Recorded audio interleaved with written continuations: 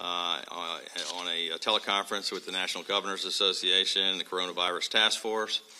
I just got off of a NGA call with President-elect Biden's transition team. Prior to that, I spoke with Jeff Zients, who's the incoming White House COVID-19 coordinator.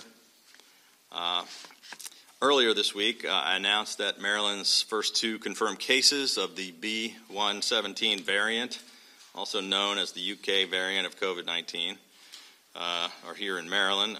This strain is more transmissible, more contagious, and we are concerned about the threat of increasing the spread of the disease. However, the good news is it has not been shown to cause more severe illness or increased risk of death. As was expected, we are now entering the most challenging phase of the pandemic. And the key to slowing this virus is testing and therapeutics. And the solution to bringing this crisis to an end will be vigilance and vaccines. We're all looking forward to the day when we can take off and throw away the damn masks, and when we can get all of our children back in school, a time when we can go out for a big celebration in a crowded restaurant or bar with our family and friends. And those days are coming, but only if we keep doing the things that keep us safe. A return to a sense of normalcy has been made possible by COVID-19 vaccines, which have been approved by America's leading medical experts and which have a 95% efficacy. The process was rigorous and transparent throughout, with continual FDA oversight and expert approval. For those who worry about long-term side effects, the likelihood of any serious side effects is less than 0.5%. And when they do occur, they're typically just signs that your body is building up protection against the virus. They're usually very minor and go away in a couple of days. Getting vaccinated is critical to preventing more illnesses and more deaths. And it will keep you, your family, your friends, and your community healthy and safe. So far, we have a limited supply of vaccines available to us. So our initial allocation of COVID-19 vaccinations has been focused on Phase 1A of our approved plan. First in line were our critical healthcare workers and first responders and those most at risk for contacting the virus, including nursing home residents and staff. As of today, the state of Maryland has successfully allocated, deployed, and distributed 547,300 doses of vaccines directly to those responsible for doing the vaccines at hospitals, nursing homes, and local health departments for all of the 1A priority populations. This represents 99.6% of all the doses that the federal government has allotted to the state of Maryland. 320,200 doses have been deployed to Maryland hospitals for them to vaccinate their own critical healthcare workers.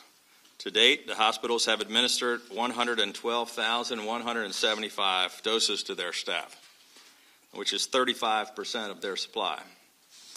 We deployed and delivered 137,425 doses to every single one of the county health departments in Maryland for them to be able to vaccinate their own essential healthcare staff along with their first responders in their counties.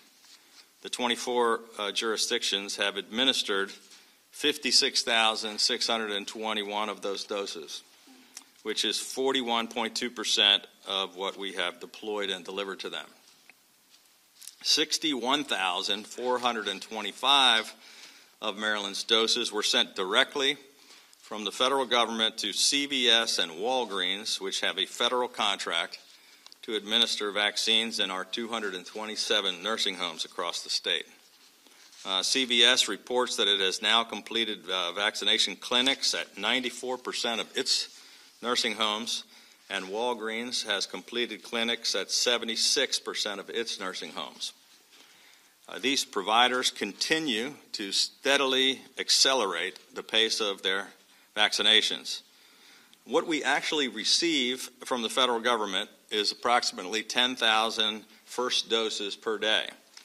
At our current pace of allocation, we are far outpacing that supply. Today, once again, the state reported record high 16,644 vaccinations for a cumulative total of 186,414 first doses completed.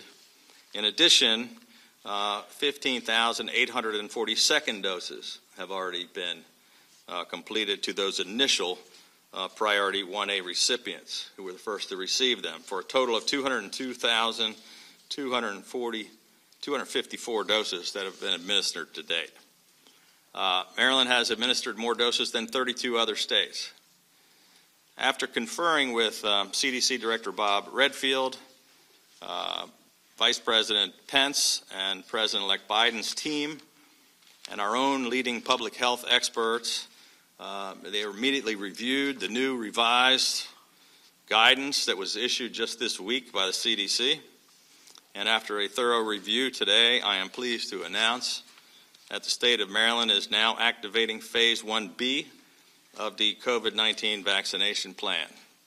On Monday, January 18th, eligible groups will be expanded statewide to include all Marylanders 75 and over, as well as anyone of any age living in assisted living or independent living facilities and developmental disabilities and behavioral health group homes.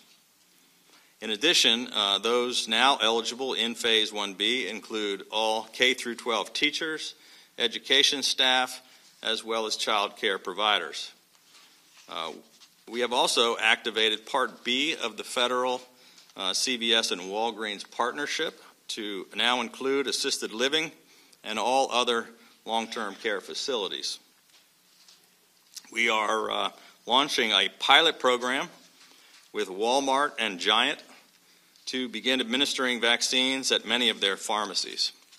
This pilot program will begin the following Monday, January 25th, at 22 Giant locations across the state, as well as their 3 Martins locations in Washington and Allegheny counties. It will also include 10 Walmart locations, primarily on the Eastern Shore and in Western Maryland. When the state begins to receive higher allocations from the federal government, we will then be able to rapidly expand this program to include more and more pharmacies and at many more locations across the state. Starting Monday, we are directing all Maryland hospitals and county health departments to begin utilizing their remaining doses by opening up Phase 1B clinics focused on the elderly.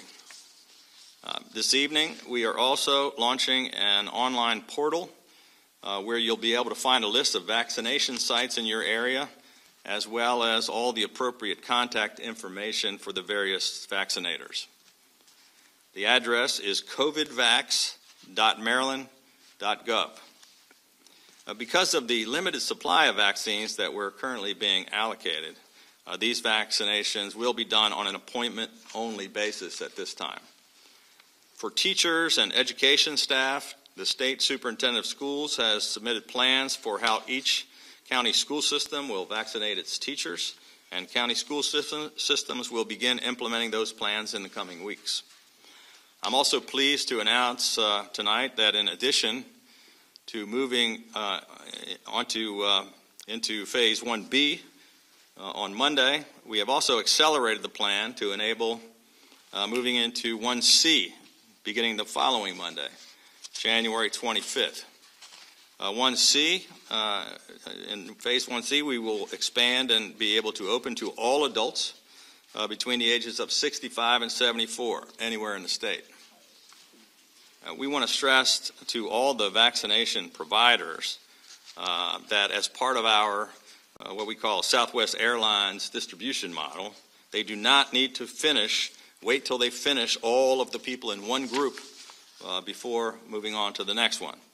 Our primary goal is for them to get more shots into the arms of more people in our vulnerable populations as quickly as they can. Some county leaders have requested flexibility in how they use the doses that we have provided to them, so we have now granted them that flexibility to move into the next groups in line as they see fit, as long as they continue to prioritize the elderly and the most vulnerable populations in their jurisdictions.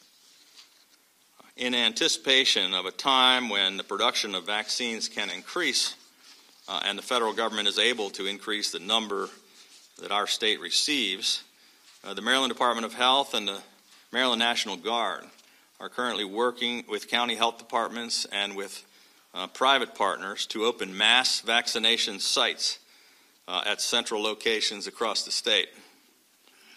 The state will continue to provide those who are responsible for actually doing the vaccinating with any possible assistance we can to help them ramp up their pace, and we will continue to provide them with all the tools and resources they may need to help them get more shots into more arms more quickly. As I announced last week, the National Guard has already begun dispatching emergency vaccination teams to county health departments who have requested help in order to expand their county vaccination clinics. Every day this week, the Maryland National Guard has been assisting the Prince George's County Health Department, and they've also been assisting Charles County as well. The Guard is also serving as a force multiplier and providing support personnel to supplement licensed healthcare providers at COVID-19 testing and vaccination sites. Through the Maryland Response Medical Reserve Corps, we have recruited and allocated more than 750 capable volunteers for county vaccination clinics. 10 jurisdictions, including Cecil, Charles, Frederick, Howard, Montgomery, Queen Anne's, Somerset, and Wicomico counties, as well as Baltimore County and Baltimore City, have taken advantage of this. And 6 more jurisdictions have now initiated the process to be able to receive volunteers. In addition, today we are issuing a state health order which allows out-of-state practitioners to be able to prepare and administer vaccines in Maryland.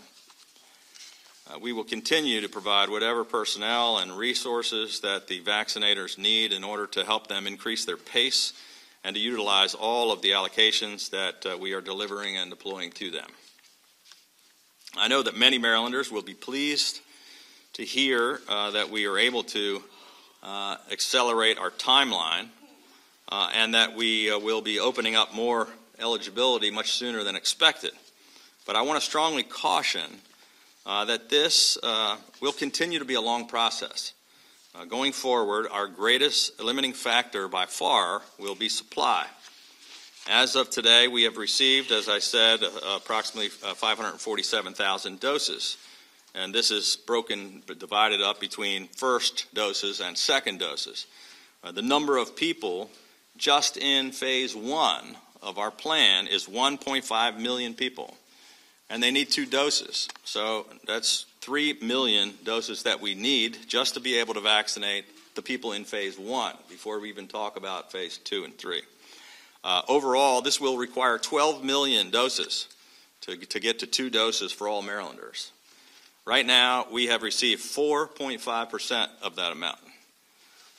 So this is going to take a long time, a great deal of patience, and a lot more vaccines. We need a commitment from the companies that are making the vaccines to make more of them. We need a commitment from the incoming Biden administration to get us more of those doses. And then we need to determine which Maryland providers can get those shots into arms the fastest and what we can do to help them. You've seen, I'm sure you were seeing stories in the media about how the vaccines are not being used fast enough. Soon that will change to seeing stories that there are not enough vaccines for all of the people that want them. I'm sure we'll be seeing lots of national coverage about people in long lines or on long waiting lists and why everybody hasn't been able to get a vaccine yet.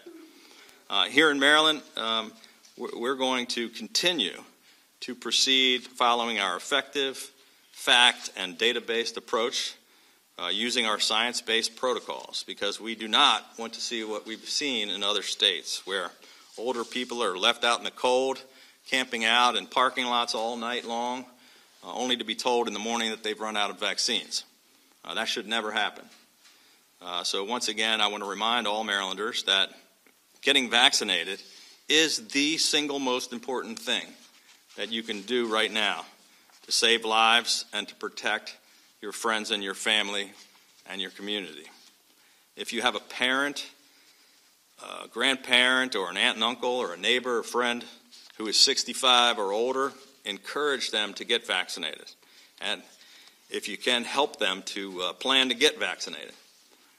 By getting this effective and safe vaccine, all of us can play an important part in returning to normal, ending the damage to our economy, and preventing more illnesses and deaths in our state, and eliminating and eradicating this pandemic once and for all. One critical tool that we've used to help Marylanders weather this pandemic is expanding the use of telehealth services. And to talk more about additional steps we're taking on telehealth initiatives, I'm going to turn it over to Lieutenant Governor Rutherford. Thank you, Governor. Good afternoon, everyone. As the Governor mentioned, we are announcing several measures to enhance and improve telehealth services for Marylanders. I'm particularly pleased about the effect that these initiatives will have on Marylanders' ability to access mental health treatment. The bills that we're announcing today will increase access to this critical health care service. For the last couple of years, I have been leading the Commission to study mental and behavioral health in Maryland. The Commission's mission is to identify barriers to health care, particularly those for individuals who are having a mental health crisis. The onset of the COVID-19 pandemic has had a profound impact on the lives of Marylanders, particularly those struggling with mental and behavioral health disorders. The Governor's emergency actions in response to the pandemic, particularly in the area of telehealth, have lifted barriers to mental and behavioral health services that under normal circumstances would have prevented our friends, families, and neighbors from accessing the treatment that they needed. As we noted in the Commission's annual report, which we released today, it's become clear that we need to keep these programs permanent. The expanding telehealth reimbursement for audio-only telehealth services bill will codify current emergency orders requiring insurance carriers and Medicaid to reimburse for audio-only telehealth services. It will expand telehealth services for individuals who do not have access to video conferencing equipment or broadband service. And it will increase access to critical counseling services for substance use disorder and mental health issues, which has been made worse by the pandemic. Early on in the Commission's work, we identified the need to access care, or need for the access of care, to allow licensed professionals in other states to provide services to patients in Maryland. Accordingly, the Healthcare Practitioners Telehealth Out-of-State Healthcare Practitioners Bill will allow for healthcare providers licensed by other states to perform telehealth services for patients here in Maryland.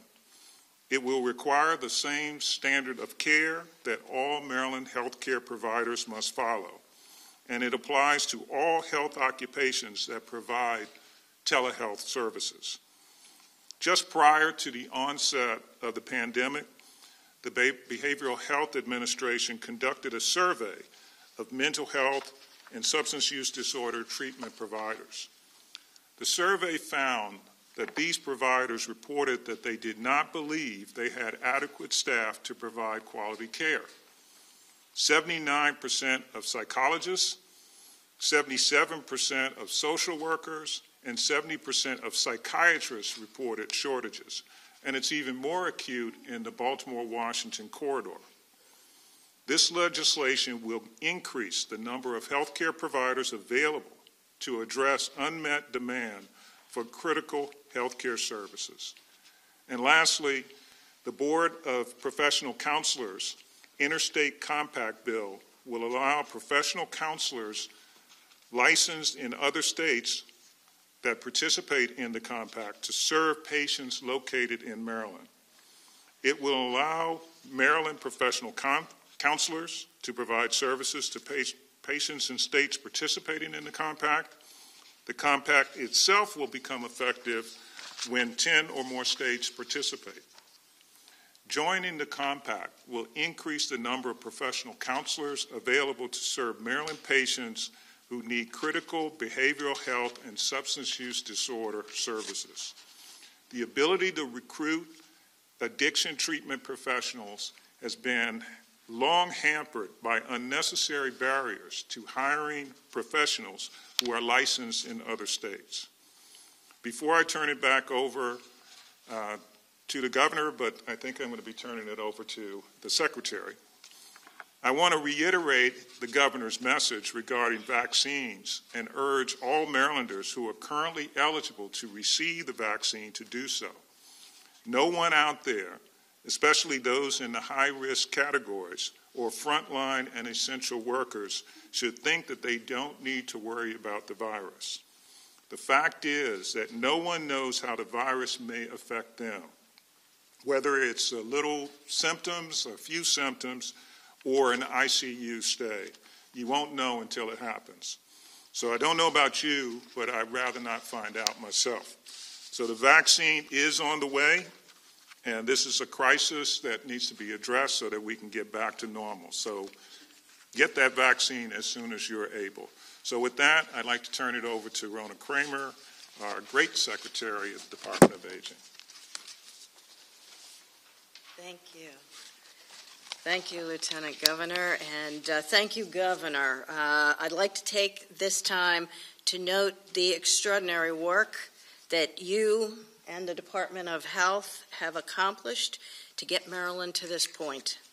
It is true that this will be the largest peacetime mission that any of us accomplish in our lifetime, and your leadership has been absolutely steadfast throughout. As the governor said, Maryland is now moving into Phase 1B of the state's vaccine plan. With this shift, vaccinations will now be available for essentially all of Maryland's most vulnerable population. All adults 75 or older and those in long-term care facilities, nursing homes, assisted livings, and who live in independent living congregate settings. If you are in a long-term care facility, CVS and Walgreens will be the primary coordinator of the vaccine effort. Your local health department may assist and, in some cases, schedule certain facilities earlier than others, depending on availability of the vaccines. There is no need for anyone in a long-term care facility to leave the facility in order to obtain the vaccine.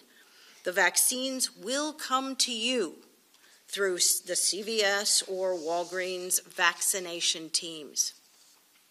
If you are 75 and older, but not living in a long-term care facility, we ask that you visit covidvax.maryland.gov to find a vaccination clinic near you, or contact your local health department or federally qualified health center to receive more information on how to schedule a vaccine appointment.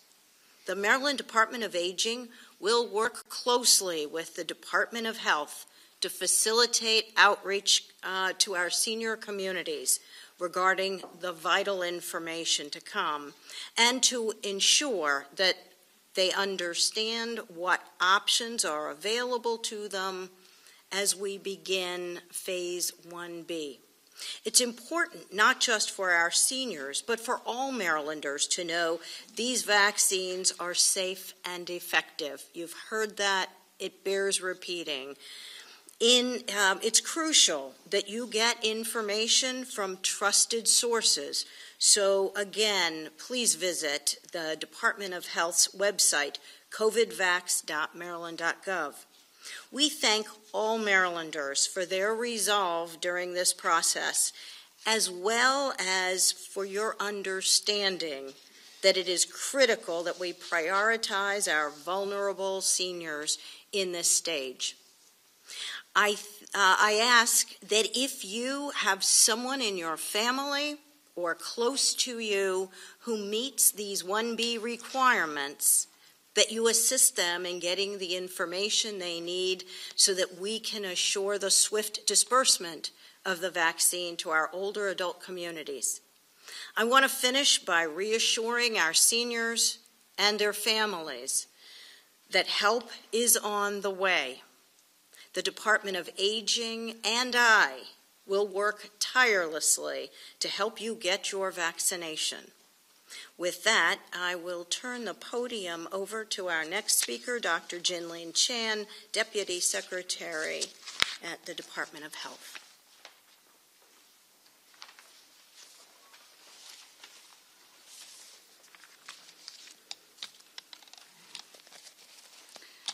Good evening. Thank you, Secretary KRAMER.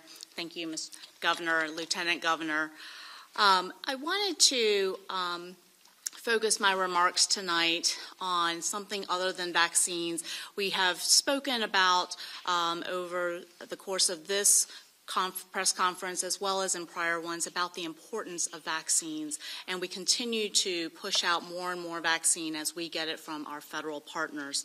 However, I also wanted to highlight an important development that we have here in the state, an important treatment modality called monoclonal antibodies.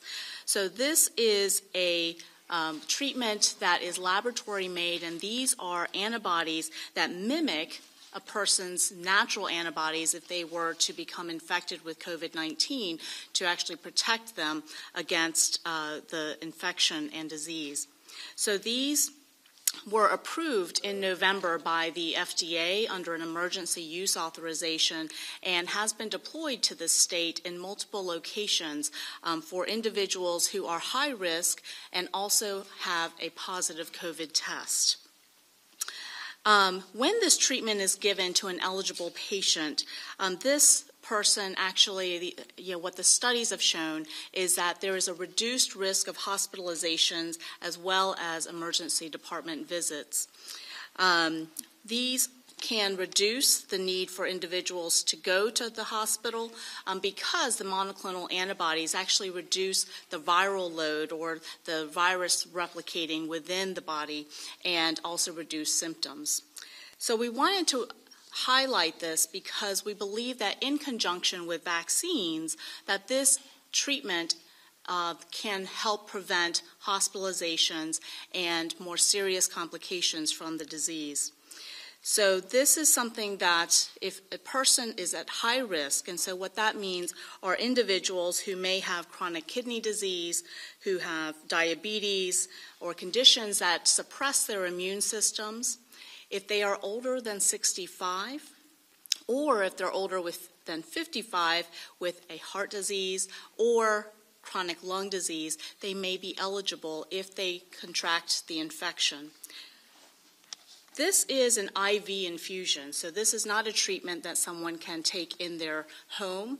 It's an IV infusion, so what that means is they would need to go to a specialized healthcare setting and actually receive an intravenous infusion over about an hour. Because of that, the Maryland Department of Health has been working with hospital partners across the state, as well as other healthcare providers, to offer these monoclonal antibody treatments in situations where a person's healthcare provider has evaluated them and feel that it is appropriate. In addition, we have partnered with nursing homes across the state, and at this point in time, 90% of the nursing homes in the state of Maryland have access to obtain this monoclonal antibody treatment for patients within nursing homes who may be eligible. We are working to make sure that all nursing homes have access as well, but at this point in time, it's 90%. I do encourage that people who have been diagnosed recently with COVID-19 and who may have an underlying condition that they speak with a healthcare provider to see if monoclonal antibody may be something that could benefit them. I encourage people to find out more about this treatment, and this information is available on our website at covidlink.maryland.gov. And there will be information not only about the treatment and what it is in more details, but also a form for the providers to fill out with information about where these infusion sites are. We continue to expand locations around the state. There are 7 currently that are available to individuals across the state, and we are adding 4 more next week. So we continue to expand this resource, and we encourage individuals to learn about it, and if they are eligible, to ask for the treatment. So thank you so much, and Governor, I will turn it to you.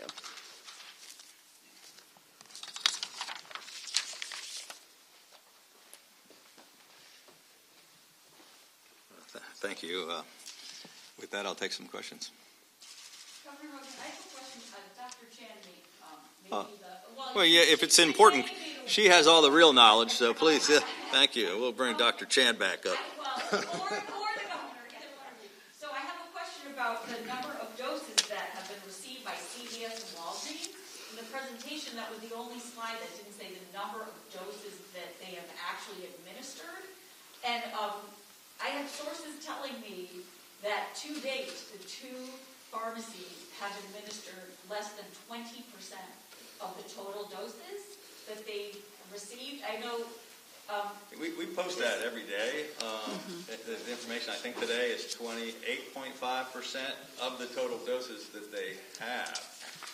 But what they're doing is now they're going to move them to the assisted living that they now have a contract for, because the nursing homes were only 70% full, not 100% full.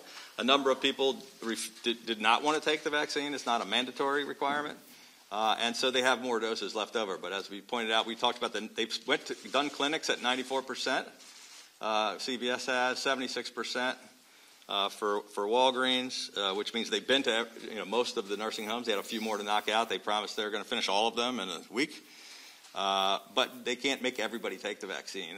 And so they have more left over, all of which they're going to use on now the assisted livings and all the other groups that we've opened up to at the other facilities. But yeah, they're so far the lowest percentage, lower than the hospitals and lower than the health departments. But they also have been ramping it up, and I think they're going to use every one of them. It's just going to be in different locations. That's what I wanted to check, because I was surprised that the percentage of the hospitals have not used, so the CVS and Walgreens are even. Yeah, not one of them is ever going to go to waste, and that's why we're now saying, we had enough for every single person. They don't want them. We're moving to the next group. So they're going to use them all up. But trust me, I've talked to the CEO and the president of CVS and Walgreens, our federal partners, multiple times trying to figure out why they're lagging behind. But I think it's going to improve. Governor, many of the folks that are talking with me say that it takes about a week by the time you give the vaccine to the time that you can administer it based on the scheduling system. Is that frustrating for you? Should it be quicker? And now that we're moving to get educators vaccinated quicker, how quickly do you think kids can be back in school?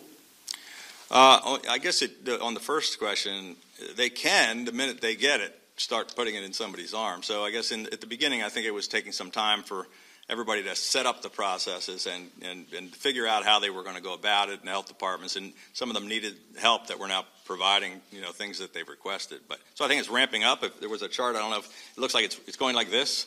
We started out well below. We're now far outpacing the supply. So the problem is we're going to run out soon because we get 10,000 a day. We're using 16,000 a day. So pretty soon we're going to have the opposite problem. But no question, they went a little slower but there's no reason why the minute that they're delivered to them, they can't start sticking them all in somebody's arm. Kids back in school? Kids back to school. I want to get kids back in school as quickly as we possibly can. I was happy to hear that that's something that the president-elect is also saying. I heard it's something that the presiding officers of both houses here in our legislature have said. So that's why our state superintendent of schools has been working with all the county systems to make sure that they had plans, that they were ready to start vaccinating all the teachers, all of the other educational staff, as well as the child care providers, so that we can get our kids back to school. Everybody wants that to happen. Governor, one of the reasons I've been told in a number of places that phase 1A is run slowly is because of reluctance, hesitancy. And I was at a mass vaccination clinic yesterday where I was told first responders, only 30% said they wanted it. Yeah. How concerned are you about the reluctance, and is that one of the reasons you're saying, yeah, you don't want it, let's move ahead? Well, it's a huge concern, which is why I sort of repeated it multiple times about the safety, about the efficacy, about the process that it went through. It's why the lieutenant governor mentioned it. I think all four of us said that it is safe and it's critically important, because that's been, I guess, we knew there was certain reluctance in certain communities that we had to work on, and we're about to launch a major marketing campaign with lots of people to help, be role models to convince people to use the vaccine. But I'm a little surprised that so many people, we sent all these things out there. Some of it was, just them getting organized and holidays and all that. I mean, it's only been a couple of weeks. But some of it was people said, I don't want it. And so that's why we're moving on to the next group. We're going to have to go back and convince all those people they need to get it. Governor, given the reluctance, how much value would there be? I know you said you don't want to jump the line, but how much value would there be for someone like you, for the lieutenant governor, for the presiding officers, to get their vaccines now and publicly? Yep. To reinforce your message? I think that's a good idea, Brian. I think we will do that. I said I wanted to get them first to the hospitals and the nursing homes, which we already did, and now we're already opening it up to 5 or 6 other groups. So I think we haven't got an exact time, but we will do that publicly. I'm sure multiple times. We're going to go out and try to recruit some other visible people in the community, and we want to get everybody vaccinated to show people that it's safe. I'm definitely going to do that sometime soon. It just hasn't been scheduled yet. Governor, a question about the state's unemployment system. I'm hearing from the Department of Labor this week. This week specifically, they say they're getting 28,000 calls a day, only able to answer 5,000 to 6,000 of them a day. That's only about 20% of people getting through. Right. Is the system overwhelmed, and what can be done? The systems have all been overwhelmed, for 10 months, but this is a new thing. We're the first state in the country to be ready to process these new extended unemployment benefits. The demand has been huge. We built entire new systems which were functioning really well for a while. As of today, we've done, by the way, 95% of all claims are settled. 830,000 some people have been paid $8.4 billion. There are about 5% that are unresolved, and we're going to ask the legislature to fix a problem. We're one of only 4 states in the country that we can't get fast answers, because we're required to have a long, drawn-out appeals process that can take 6 months or 12 months. It can't be done on the phone, can't be done in a computer. So I think we're going to ask the legislature to fix the original legislation. But right now we're still doing it better than most, I think better than any other state in America. The 5%, I want every single person to get resolved. Some of them we can't by law, which we're going to get the legislature to change. But the phone calls, this week, it's far higher volume than ever before. 1, because the national economy is continuing to tank. And 2, because they just offered these brand new benefits, and everybody's confused about it and asking questions about it, and they can't. It's much easier to handle hundreds of thousands of claims with a computer than it is, even if you have 1,000 people answering phones. If you have 20,000 calls coming in, it's hard to handle them. They're long, involved, dragged out questions. So we're going to keep trying to improve it every way we can. But I think we're way ahead of almost every state.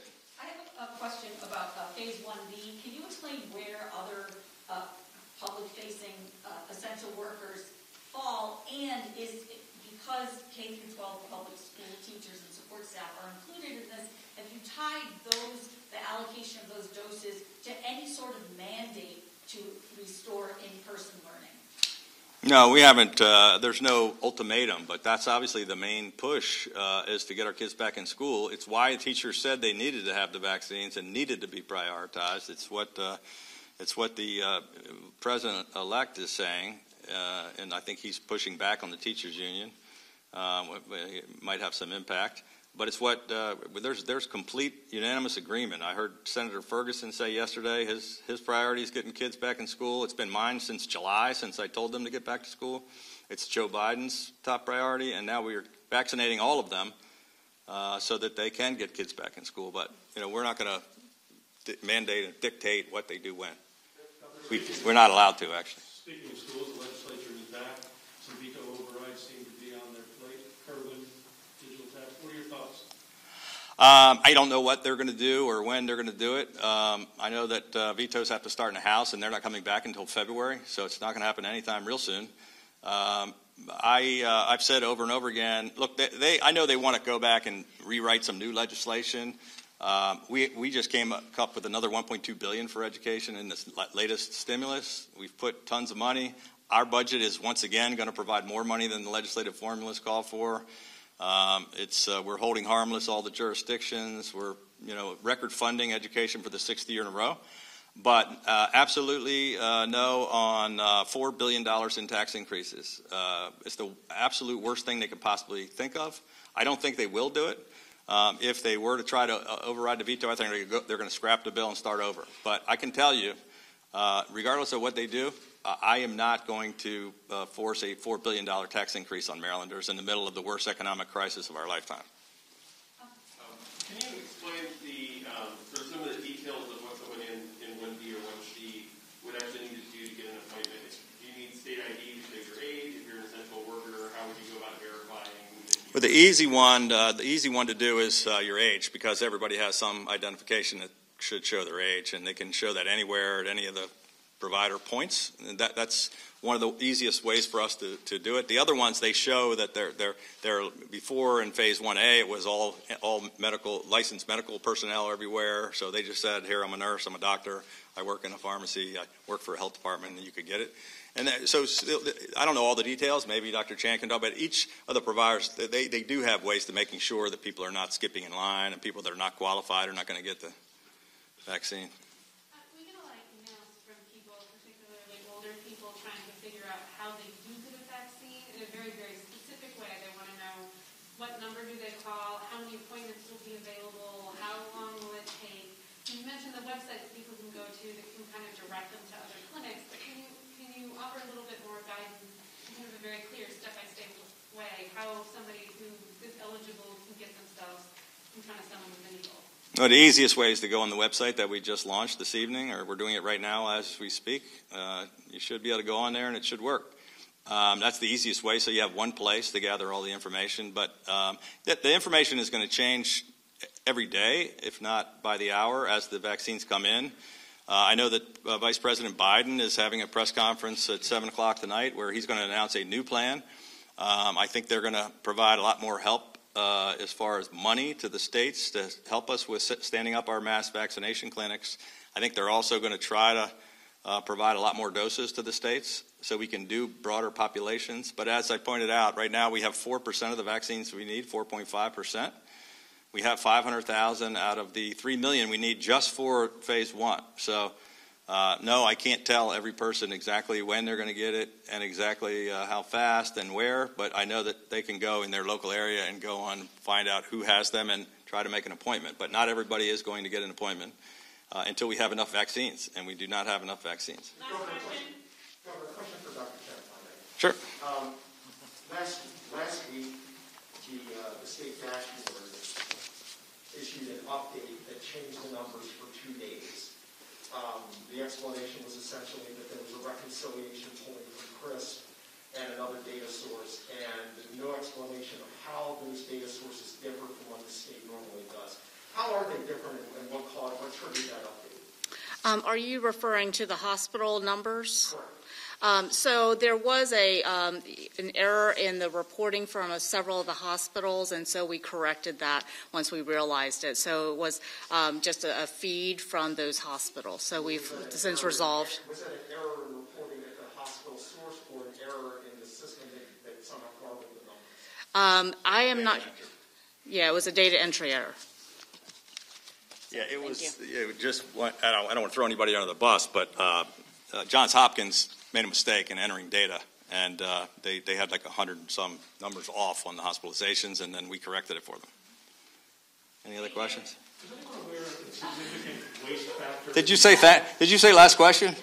Hey, Brad. She said thank you, which I thought was beautiful. I know who she was talking to. Is there a significant issue with vaccine waste at the end of the day? I'm getting reports that 1, 2, 3, 4, 5, 10 doses at the end of the day. No, we want them to use every bit of it. So if there's, we were talking to this with Dr. Chan, you shouldn't have any wasted doses. The ones that are left over, we should make another dose out of it and use it.